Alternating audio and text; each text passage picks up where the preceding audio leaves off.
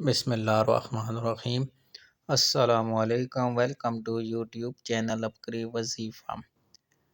سورہ رحمان کے فضائل۔ سورہ رحمان حسن عبارت اور حسن طرز کے لحاظ سے قرآن پاک کی زینت ہے۔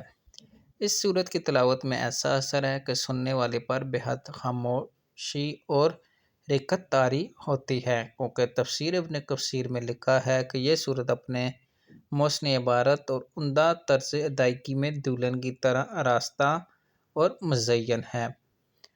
جب حضور صلی اللہ علیہ وسلم صحابہ کرام کے سامنے اس سورت کی تلاوت فرماتے تو صحابہ خاموش رہتے۔ اس پر رسول صلی اللہ علیہ وسلم نے فرمایا، تم سے اچھے تو جن ہی تھے۔ جب بھی ان کے سامنے فَبِأَيِّ آلَاءِ رَبِّكُمَا تُكَذِّبَانِ پڑھتا تو وہ کہتے کہ اللہ، ہم تیری کسی نعمت کی ناشکری نہیں کرتے۔